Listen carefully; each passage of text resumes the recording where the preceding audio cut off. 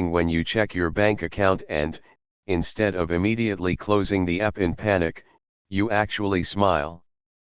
When you stop doing mental math just to see if you can afford a coffee, or whether buying groceries means eating instant noodles for the rest of the week. There's a very specific point where this shift happens, and it's not the number most people think. Most financial gurus will tell you that you need $1 million to feel wealthy, or that 6 figures is the magic milestone. There's a much smaller number that completely changes your relationship with money. And once you reach it, everything feels different. That number is T. My name is Nick, and I spend an unhealthy amount of time thinking about money, financial psychology, and why some people seem to build wealth almost effortlessly while others stay stuck in the same financial patterns for decades. If you want to understand how money actually works instead of hoping things magically improve, make sure to subscribe. And if this video helps you see money differently, hit the like button so it reaches more people.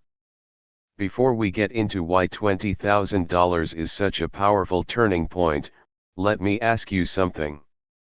When you imagine building wealth, what do you picture? Maybe it's someone who grew up rich and never had to worry about money. Or maybe it's someone grinding endlessly, saving tiny amounts and hoping it eventually adds up. The truth is, wealth doesn't grow in a straight line. It grows in stages. There are invisible financial thresholds that act like barriers. When you're below them, everything feels hard. Progress is slow, stressful, and exhausting. But once you cross them, the rules change completely. $20,000 is the first major threshold. It's the line that separates people who are likely to build real wealth from those who spend their entire lives stuck in survival mode. And most people don't even realize this threshold exists. Think of it like pushing a massive boulder uphill. At the beginning, it feels almost impossible. You're pushing with everything you have, barely moving it, wondering if it's even worth trying. But once you build enough momentum and reach the top, something incredible happens. The boulder starts rolling on its own. That $20,000 mark is the top of the hill. Everything before it feels like pushing against gravity. Everything after it feels like gravity finally helping you. But here's the surprising part. This shift isn't just about having more money. It's not only about better investment returns or bigger numbers on a screen. The biggest change happens in your brain. When you don't have savings, your brain operates in survival mode. Every financial decision is driven by fear and scarcity. You take the first job you can get, even if you hate it, because you can't afford to wait. You stay in bad situations because leaving feels too risky. You say yes to things you don't want to do because you need the money. This isn't a character flaw. It's biology. When you're worried about survival, your brain literally can't focus on long-term growth. You can't plan, optimize, or think creatively when you're constantly putting out financial fires. It's like trying to design your dream house while your current one is burning down. But once you build a real financial buffer, something changes. Your brain finally has breathing room. Instead of asking, "How do I survive until the next paycheck?" you start asking, "How do I grow this?" Studies show that even having a small emergency fund dramatically improves financial well-being. Just $2,000 in savings increases financial confidence significantly. But when you reach 3 to 6 months of living expenses, which for most people lands around $20,000, the shift becomes permanent. You're no longer just protecting yourself from emergencies. You're building a base for growth. Now let's talk about the math, because this is where things get exciting. Imagine you're saving $1,000 per month and earning an average annual return of 8%. Getting to your first $20,000 takes about 19 months. Nearly 2 years of discipline, saying no, and staying consistent while seeing very little reward. This is where most people quit. But here's the part no one talks about. Your second 20,000 doesn't take another 19 months. It takes less time. Because now your money is working with you. Your investments are generating returns alongside your monthly savings. You're doing the same work, saving the same amount, but the timeline gets shorter. By the time you reach higher numbers, the acceleration becomes dramatic. Eventually, your investments can generate $20,000 in just a few months without you changing anything. What once felt impossible becomes inevitable. This isn't because rich people have secret investments. They're using the same index funds, the same markets, the same tools available to everyone else. The difference is scale. 10% growth on $2,000 barely feels meaningful. But 10% growth on $20,000 is real money. Money that actually changes your life. And when your money starts earning money, your relationship with work changes too. Saving $20,000 does something more powerful than growing your bank account. It changes your identity. To save that amount, you had to build discipline. You had to track spending. You had to delay gratification. You had to stay consistent even when it was boring and uncomfortable. You proved to yourself that you can control money instead of being controlled by it. That's not just a financial skill. That's a life skill. Once you internalize that identity, your decisions change. Small purchases stop stressing you out. You stop obsessing over every dollar because you know you can handle big decisions when they matter. You also stop seeing every unexpected expense as a disaster. Car repairs become inconveniences instead of emergencies. A broken laptop becomes an upgrade decision, not a crisis. Even more importantly, you start seeing opportunities. Opportunities that were always there, but you couldn't afford to take before. A business idea. An investment. A career move. A skill worth learning. Money doesn't create opportunities out of thin air. It gives you the ability to act when opportunities appear. This is what people mean when they say money attracts money. It's not luck. It's optionality. Your focus also shifts. When you're broke, you stress about small expenses. Coffee. Groceries. Gas prices. But once you have a foundation, you realize these micro decisions barely matter. What matters are the big decisions. Housing. Transportation. Career choices. Investing. These shape your future far more than skipping a latte ever will. This is where most people sabotage themselves. They reach $20,000, feel relief for the first time in their lives, and immediately spend it. A new car. A luxury vacation. A house they can't really afford. That money isn't a reward. It's a foundation. The average person spends hundreds of thousands of dollars on cars over their lifetime while claiming they can't afford financial freedom. A car payment feels manageable month to month, but the opportunity cost is enormous.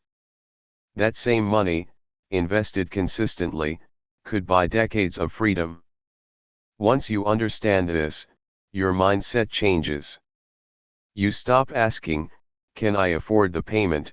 and start asking, "What is this really costing me long term?"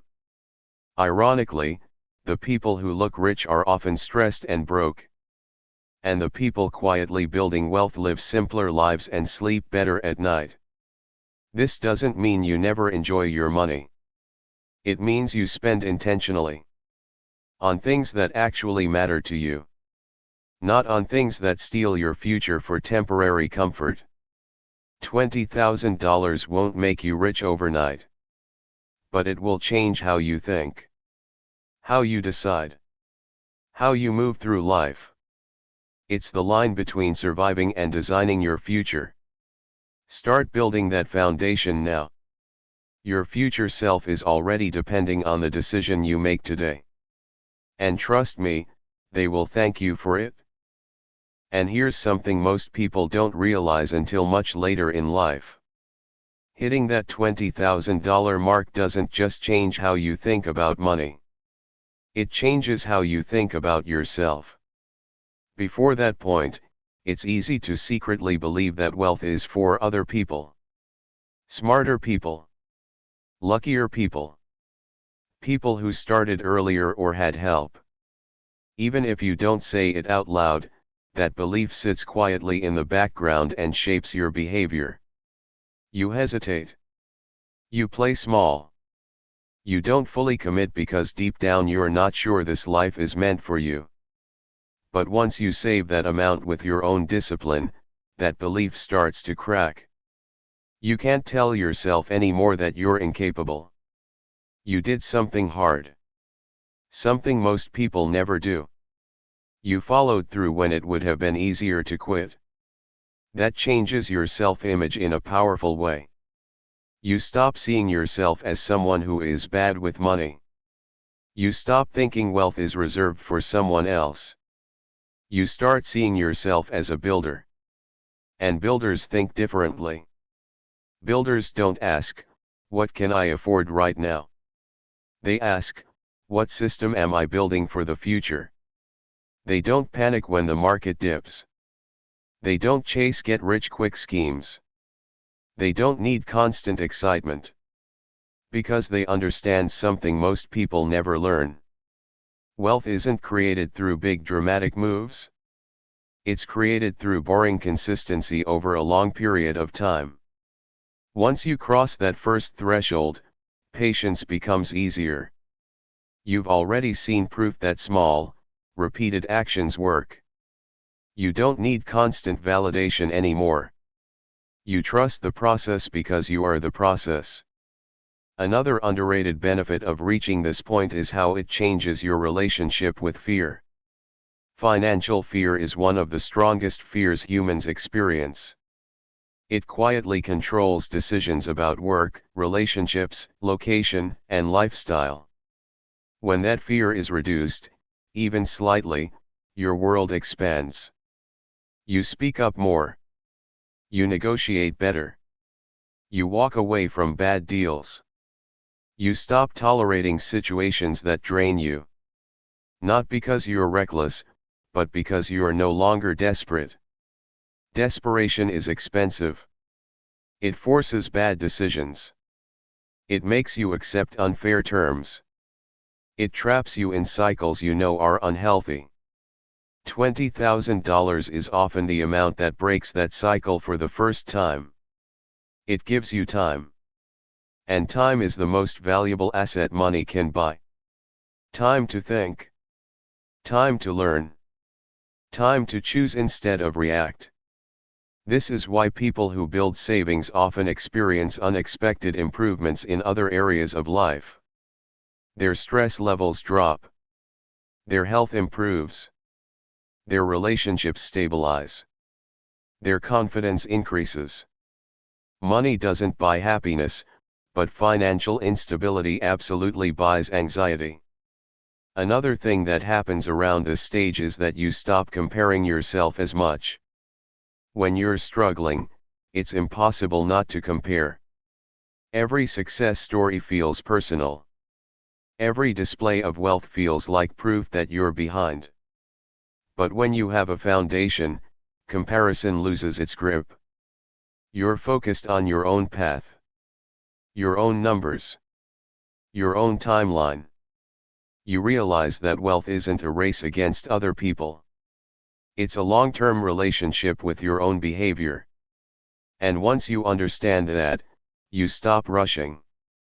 You stop making emotional decisions. You stop chasing trends. You stop trying to impress people who aren't building anything. Instead, you become boring in the best possible way. You invest regularly. You live below your means. You avoid unnecessary debt. You protect your downside. You let time do the heavy lifting. And over time, that boring approach quietly outperforms almost everyone.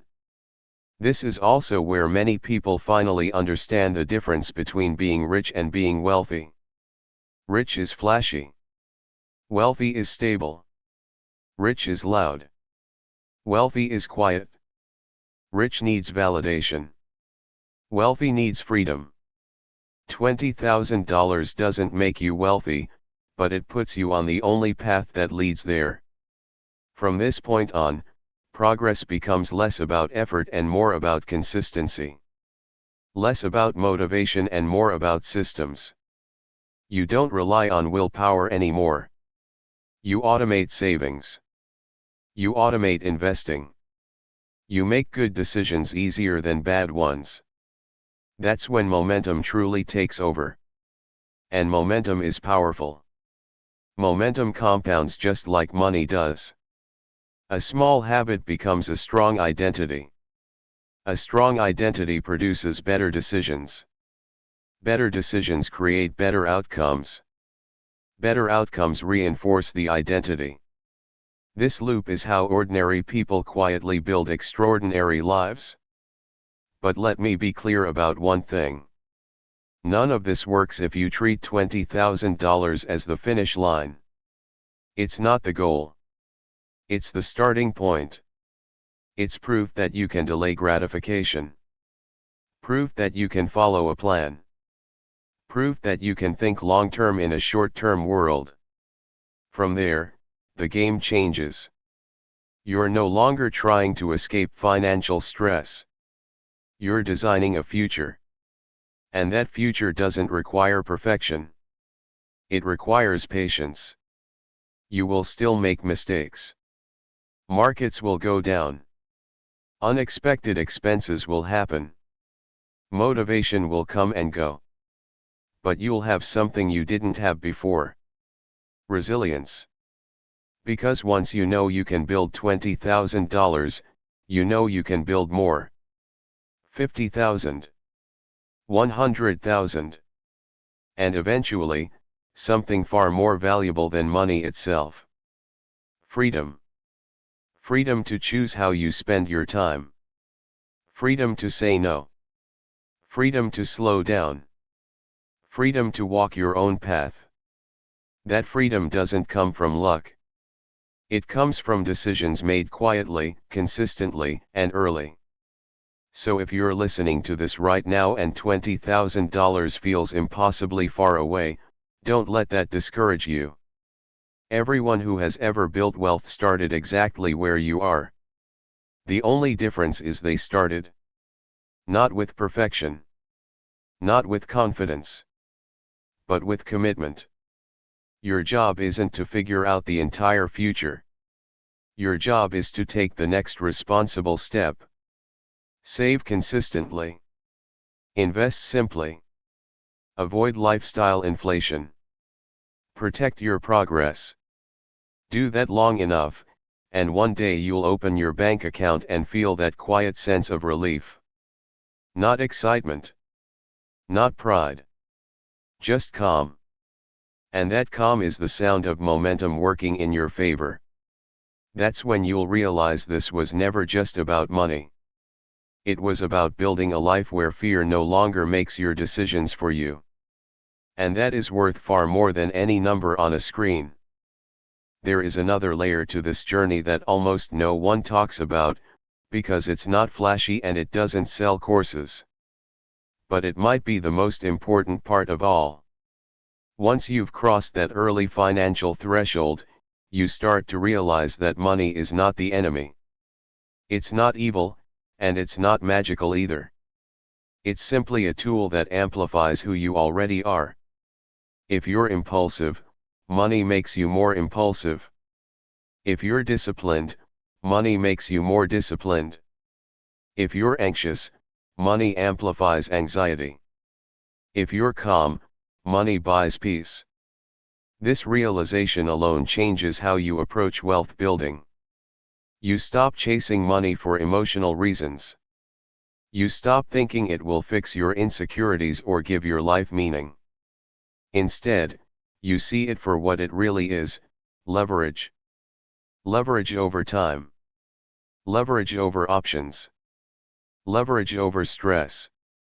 And once you understand leverage, you stop trying to get rich and start trying to build stability first. This is where most people get confused.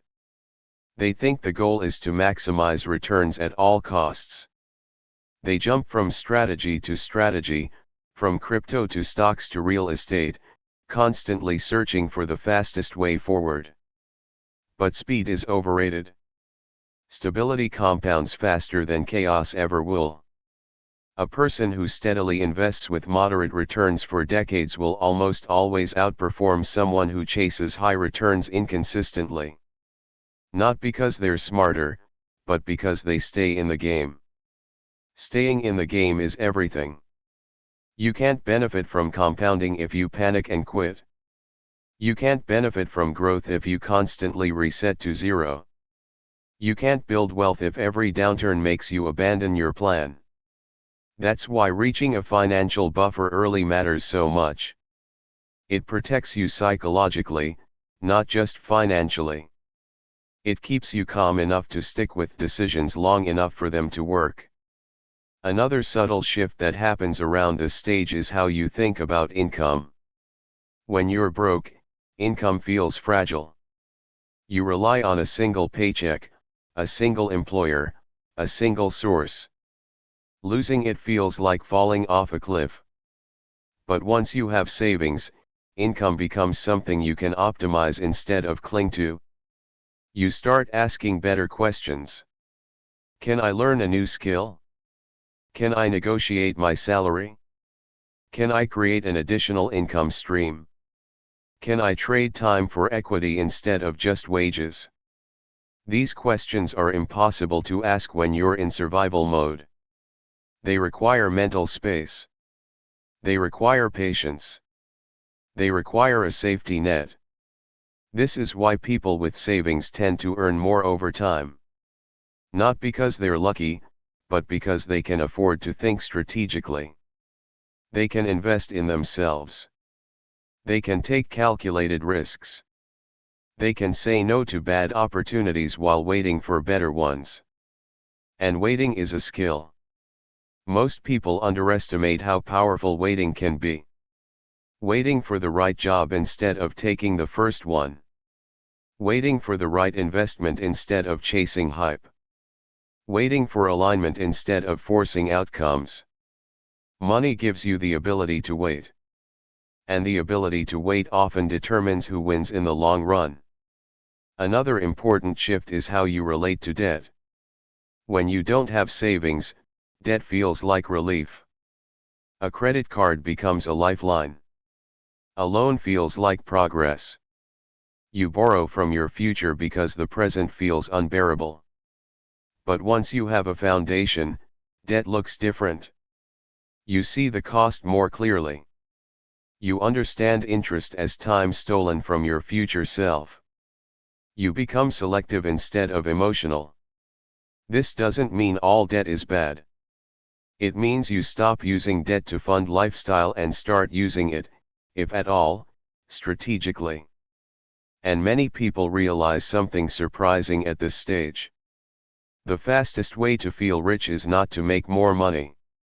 It's to need less. Lower fixed expenses create freedom faster than higher income ever will. A smaller lifestyle gives you flexibility. Flexibility gives you power. Power gives you peace. That's why many people who build wealth don't upgrade their lives as fast as their income grows. They understand lifestyle inflation is a silent killer. It doesn't feel dangerous, but it quietly locks you into obligations you didn't consciously choose. More payments. More pressure. More dependence. Instead, they let their net worth grow faster than their lifestyle. And that gap is where freedom lies. At this point in the journey, money stops being emotional and starts becoming intentional. You stop spending to cope. You stop saving out of fear. You start making decisions based on values. What actually matters to me? What kind of life do I want? What do I want my time to look like? These questions lead to better spending, better saving, and better investing. Not because you're restricting yourself, but because you're aligned with yourself. And alignment is powerful. Aligned people don't burn out as easily. They don't feel constant regret. They don't need external validation. They're playing their own game. This is also where many people experience a strange but welcome feeling, contentment. Not complacency, but calm ambition. You still want to grow, but you're no longer desperate for outcomes. You trust that progress will come if you stay consistent. You understand that setbacks are temporary. You understand that boredom is normal. You understand that wealth is built quietly. And quietly is often invisible. Social media doesn't show slow progress. It doesn't reward patience. It doesn't celebrate discipline. But discipline doesn't need applause. It needs time. And time rewards those who respect it. So if you're building right now, and it feels slow, and it feels boring, and it feels like nothing is happening, you're probably doing it right. Momentum is invisible until it isn't. Just like compounding, the results arrive later than expected, but faster than imagined. One day, you'll look back and realize the hardest part wasn't earning more money. It wasn't picking the right investment. It wasn't timing the market. The hardest part was staying consistent when there was no evidence it was working. And you did it anyway. That's how real wealth is built. Not through luck.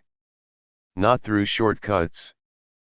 But through quiet decisions repeated long enough to change your future. And if you stay on that path, long enough, you won't just build money. You'll build a life that feels stable, intentional, and free.